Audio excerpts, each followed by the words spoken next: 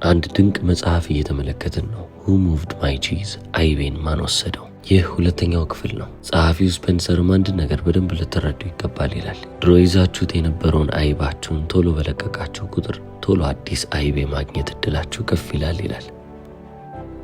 በመጽሐፍ ውስጥ አይብ ተብሎ የተመሰለው ነገር ምንድን ነው? የሰው ልጅ ደስተኛ ያደርገኛል፣ ሕይወቴን እንደወደው ያደርገኛል ብሎ የሚያባርረው ወይንም ደግሞ የሚከተለው ማንኛውም ነገር ነው። አሁን ያንን ነገር አንዴ ካገኛችሁት በኋላ ኦልድ ቺዝ ሊባል ይችላል። ምክንያቱም ያንን ነገር ልታጡት ትችላላችሁ። ያንን ነገር ልክ እንዳጣችሁት ደግሞ አጥቼዋለሁ ብላችሁ ልትገነዘቡ ይገባል። በድናያል ውስጥ ወይንም ደግሞ ይሄ ነገር አልተፈጠረም ወይንም ለምን ተፈጠረብኝ በሚል ቅዠት ውስጥ መኖር የለባችሁ። የተፈጠረው ነገር እንደተፈጠረ አድርጋችሁ ማሰብ፣ በቃ አንዴ ተከናውኗል ብላችሁ ወደ ቀጣዩ አይባችሁ ልትሄዱ ይገባል። አዲሱን አይባችሁን ቶሎ ፈልጋችሁ የምታገኙት ድሮ የተፈጠረውን ወይንም የድሮውን አይብ መርሳትና ከዛም አልፋችሁ መገኘት ስትችሉ ነው ይላል። ታዲያ አዲሱን አይብ እንዴት ላገኝ እችላለሁ ካላችሁ በአዲስ አቅጣጫ እንቅስቃሴን ከጀመራችሁ ወይንም ደግሞ በአዲስ አቅጣጫ መንቀሳቀስ ከጀመራችሁ አዲስ የሚባልን አይብ የማግኘት እድላችሁ ከፍ ይላል።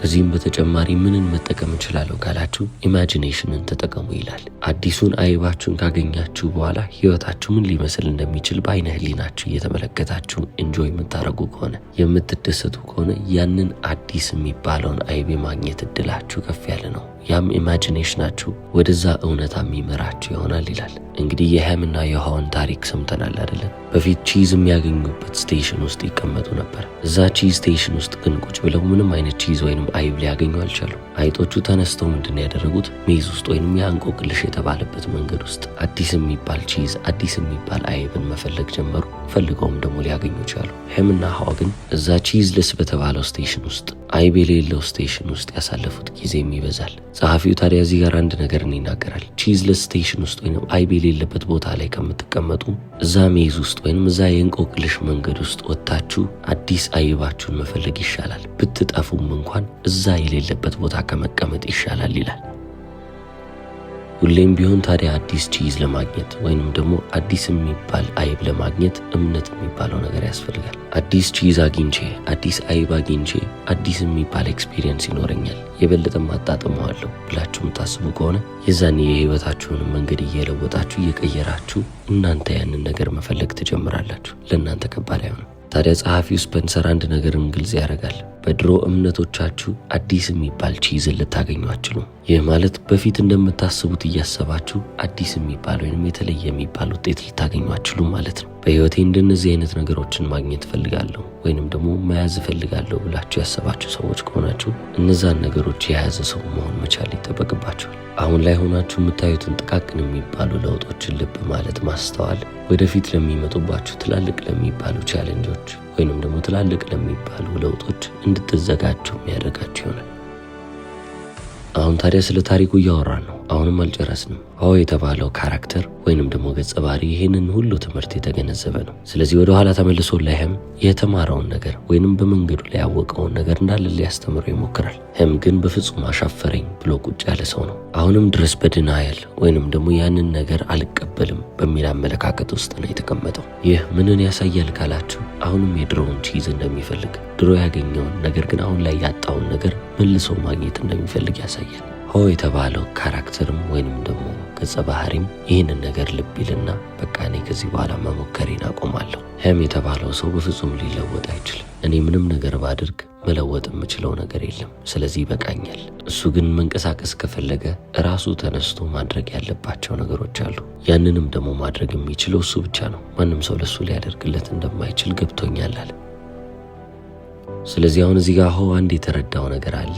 ቼንጅ ወይንም ለውጥ የሚባለው ነገር ከውጪ ሊመጣ እንደማይችል ነው ብለናል። በህይወትም ምንም ነገር እንዲስተካከልልን እንዲለወጥልን ብንፈልግ መጀመሪያ ያንን ነገር በአመለካከታችን ውስጥ በራሳችን ውስጥ መለወጥ መቻል ይጠበቅብናል። ከለመድነው ቦታ ወይንም ከኮምፎርት ዞናችን ምቾት ከሚሰማን ቦታ ተነስተን አንሰርቴን በሆነው እርግጠኛ ባልሆንበት ቦታ ላይም ደግሞ ልንሆን ይገባል። ምክንያቱም አዲስ ነገር ማየት ከፈለግን እስከዛሬ ያላየነውን ወይንም ደግሞ ልናይ ያልደፈርነውን ነገር ለማየት ዝግጁ መሆን አለብን። ያ ደግሞ ድፍረትን ይጠይቃል። ወደ አይጦቹ እንመለስ። አልዘነጋዋቸውም። በጣም ነገሩን ቀላል አድርገው የተመለከቱት እነሱ ናቸው። ምክንያቱም ነገሩ ያን ያህል ቀላል ነው። የሰው ልጆች ስንባል እኛን ነገሮችን ውስብስብ የምናደርገው እንጂ ነገሮችን ቀለል ማድረግ ብንችል ኖሮ ልክ እንደ አይጦቹ ቶሎ ቶሎ እየተንቀሳቀስን እናልፍ ነበር። እነሱ ያንን የለመዱትን ቺዝ ሲያጡ ወይንም ደግሞ ሁሌም በየቀኑ እየሄዱ የሚበሉትን ካጡ በኋላ ምንም አልተደናገጡም። በቃ አዲስ እንፈልግ ነው ያሉት። ኦቨርቲንክ ካላረጉትም ወይንም ማሰብ ከነበረባቸው በላይ አላሰቡበትም። ወዲያው ተንቀሳቀሱ።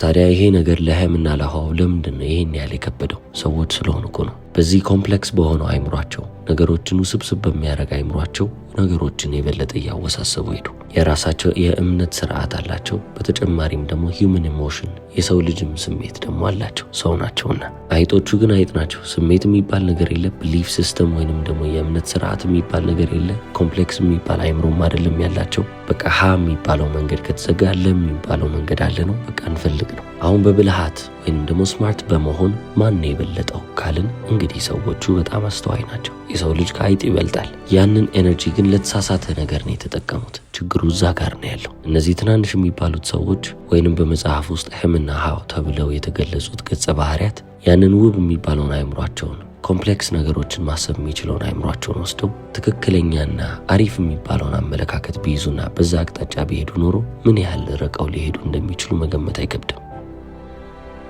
አይምሯችንን እኛ ነገሮችን ለመመልከት ብንጠቀመው ጥሩ ነው። የምንመለከታቸው ነገሮች ግን ቀና ቀና የሆኑ ነገሮች መሆን አለባቸው። ያለፈውን ነገር መመልከት እንችላለን። ነገር ግን ካለፈው ነገር መማር የምንችለውን ነገር ብቻ እንመለከትና ከዛም ደግሞ ወደ ቀጣዩ ማለፍ ነው። ለአይምሯችን አንድ ማስተማር ያለብን ነገር ምንድን ነው ካላችሁ ነገሮችን ቀለል አድርጎ ማየትና መመልከት ነው። በተጨማሪም ደግሞ ፍሌክሲብል እንዲሆን ነገሮች እንዲህ ሊሆኑ ይችላሉ፣ እንዲህስ ቢሆኑ እያሉ ሰፋ አድርጎ እንዲያስብ ማድረግ። በተጨማሪም ደግሞ እምነቶቻችንን ቼክ ማድረግ ወይም ማረጋገጥም አለብን። ስለ አንድ ነገር የምናምነው ነገር ካለ ይህን ነገር ለምንድን ነው ያመንኩት? ይህ እምነት የመጣው ከፍርሃት ነው ወይ? የዚህ እምነት ምንጩ ምንድን ነው? ለምንድን ነው ይህንን እምነት ልቀበል የቻልኩት ብላችሁ ልጠይቁ ይገባል። ታዲያ በመጽሐፍ ውስጥም ጸሐፊው አንድ ነገርን የተገነዘበበት ወይንም ደግሞ እኛን ያስገነዘበበትም ደግሞ መንገድ አለ። ሆ የተባለው ካራክተር በራሱ ላይ መሳቅና ነገሮች እየተለወጡለት እንደሆነ ባሰበና በቀጠለ ቁጥር የበለጠ እየተለወጠ እንደመጣ ነገሮችም እየተስተካከሉለት እንደሆነ ጸሐፊው እየተናገረ ያልፋል። ታዲያ ልብ ካላቸው ካስተዋላቸው ነገሮች ውስጥ አንዱ ምንድን ነው? ራስ ላይ መሳቅስ ምን ያመጣል ካላችሁ በራሳችሁ ስህተት የበለጠ ራሳችሁ ላይ በሳቃችሁ ቁጥር ነገሩን ቀለል አድርጋችሁ አሰባችሁ ማለት ነው። ከሰራችሁትም ስህተት ቶሎ ተምራችሁ ቶሎ አልፋችሁት እንድትሄዱ የሚያደርጋችሁ ነገር ነው ይላል። ሆ የተባለው ካራክተር አሁንም ድረስ ያቺን ጉዞውን እየቀጠለ ነው። ቺዙን ለመፈለግ ወይንም አዲስ የሚለውን ፍላጎቱን ህይወቴን ሙሉ ያደርግልኛል ብሎ ያስበውን ነገር ሜዝ ውስጥ ወይንም እንቆቅልሽ በተባለችዋ መንገድ ውስጥ እየፈለገ ነው። ታዲያ የህይወቱ ደስታ የሚመጣው የህይወቱ እርካታ የሚመጣው ያንን ነገር ሲያገኝ እንዳልሆነ ያውቃል። ያንን ነገር ያገኘው በጀርኒው ላይ በመንገዱ ላይ ነው። መንገዱ ለብቻው ለሱ ደስታንና እርካታን እየሰጠው እንደሆነ አስተዋለ። ከኮምፎርት ዞናችሁ ወጥታችሁ አዲስ ቺዛችሁን ወይንም አዲሱ የሚባለውን ፍላጎታችሁን በመፈለግ ላይ ስትሆኑ መንገዱ በራሱ ሪዋርዲንግ ነው ወይንም ደግሞ ይሸልማችኋል። ሽልማት ነው መንገዱ። መንገዱን ነው እያጣጣማችሁ የምትሄዱት። መንገዱ ለእናንተ ሽልማት ይሆንላችኋል። በተጨማሪም ደግሞ አዲሱን ቺዝ ካገኛችሁ የምትፈልጉትን ነገር ካገኛችሁና ከተሳካላችሁ ደግሞ ልክ እንደ ቦነስ ወይንም ደግሞ እንደ ጭማሪ ይሆናል ማለት ነው። ልክ ላለው ይጨመራል እንደተባለው ማለት ነው። ታዲያ ሆ የተባለው ካራክተር አሁንም በመፈለግ ላይ ሳለ ቺዝ ስቴሽን ኤን ጋር ሊደርስ ይችላል። እዚህ ቺዝ ስቴሽን ውስጥ ስኒፍና ስከሪ ቁጭ ብለው እየበሉ አዲስ የተባለውን አይባቸውን እያጣጣሙ ያገኛቸዋል። ስኒፍና ስከሪ ማለት ሁለቱ አይጦች ማለት ነው። ወዲያውኑ ተነስተው አዲስ የሚባለውን አይብ ፈልገው ያገኙት ናቸው። የሚያስገርመው ነገር አይጦቹ አሁንም ቢሆን ለለውጥ ዝግጁ ናቸው። ይህንን አይብ ማግኘት ካልቻሉ ሌላ አይብ ፈልገው እንደሚያገኙ ያውቃሉ።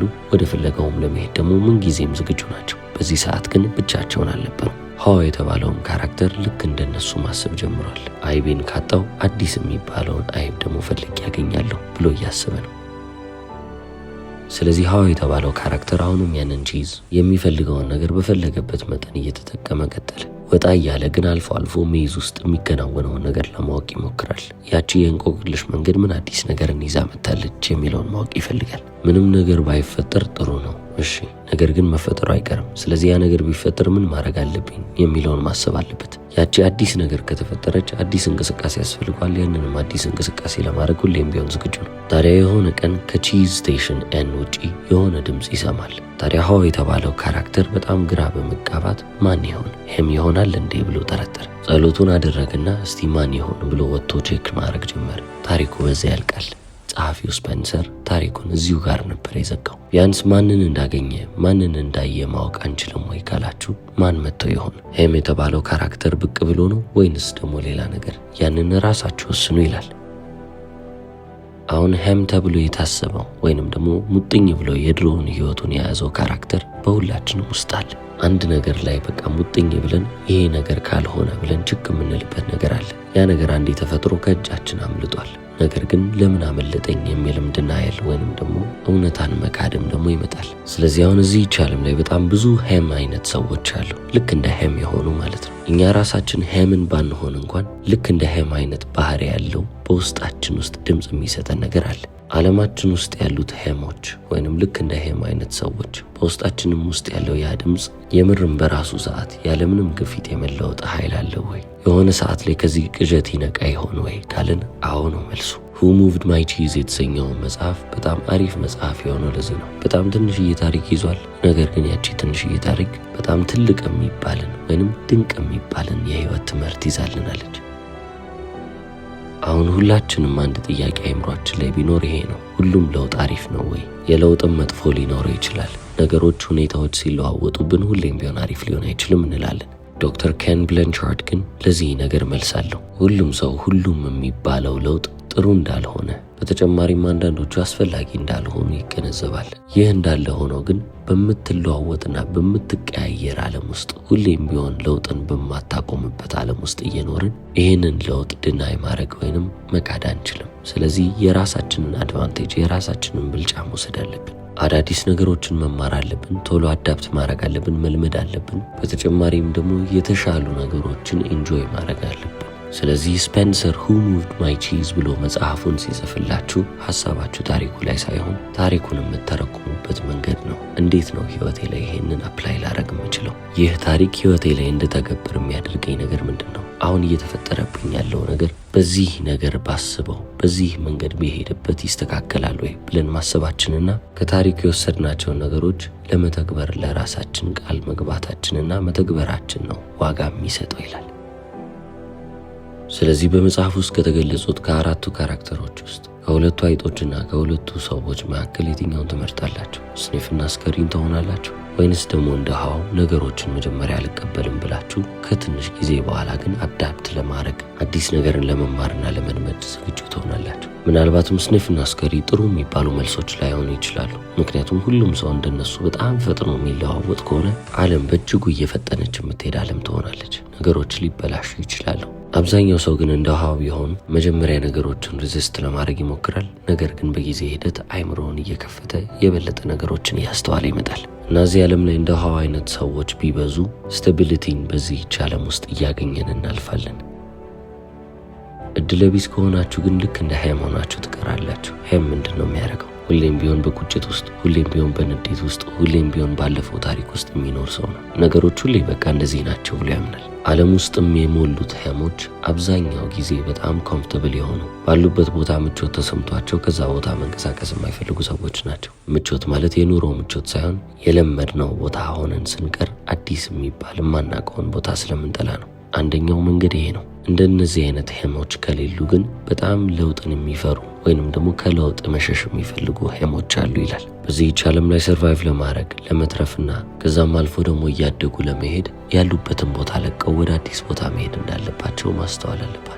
ታዲያ እነዚህ ሄሞች ብዙ ጊዜ ነገሮቻቸው ሳይሳካ ሲቀር ወይንም ደግሞ ልክ እንደ ሄምና ሃው የለመዱት ያዩት ሲያጣጥሙት የነበረው ነገር ሲጠፋባቸው አይባቸው ሲሰወርባቸው ወዲያውኑ ቪክተም መሆንን ያውቁበታል። ወይንም ደግሞ እንደ ተጠቂ ማሰብ ይጀምራሉ። ተበድያለሁ፣ ህይወት በድላኛለች ይላሉ። ህይወታቸው በቅሬታ የተሞላ ነው። ህይወታቸው በሬዚስተንስ ነገሮችን አልፈልግም በማለት የተሞላ ነው። በቃ ምንም አይነት የተሻለ ነገር ቢመጣ እንኳን አልፈልግም የሚሉ ናቸው። ስለዚህ እኔም በዚህ ጥያቄ ተዋቸዋለሁ። እናንተ ቤተሰብ ውስጥ፣ እናንተ ኮሚኒቲ ወይንም ደግሞ ማህበረሰብ ውስጥ አካባቢያችሁ ላይ ማን ነው ስኒፍ፣ ማን ነው ስከሪ፣ ማን ነው ሄም፣ ማን ነው ሃው? እነዚህን 4 ገጸ ባህሪያት በብዙ አይነት ሰዎች ላይ ትመለከታላችሁ። አካባቢያችሁ ላይ ያሉት ሰዎች የትኛውን ተላብሰው እየሄዱ ነው? ይህንን መጽሐፍ ቢያነቡ የሚለወጡትስ የትኞቹ ናቸው? ይህንንስ ትምህርት ቢሰሙ ያሉበትንም ሁኔታ የሚያስተውሉና ከዛም ቦታ ለመውጣት የሚሞክሩት እነማን ናቸው? እንግዲህ ይህንን መልስ እናንተ መልሱ። በስፔንሰር ጆንሰን ኤምዲ የተጻፈው Who Moved My Cheese አይቤን ማን ወሰደው የተሰኘውን መጽሐፍ በ2 ክፍሎች በዚህ መልክ አቅርቤላችኋለሁ። እስከ መጨረሻው ስለተከታተላችሁ አመሰግናለሁ። ቻው።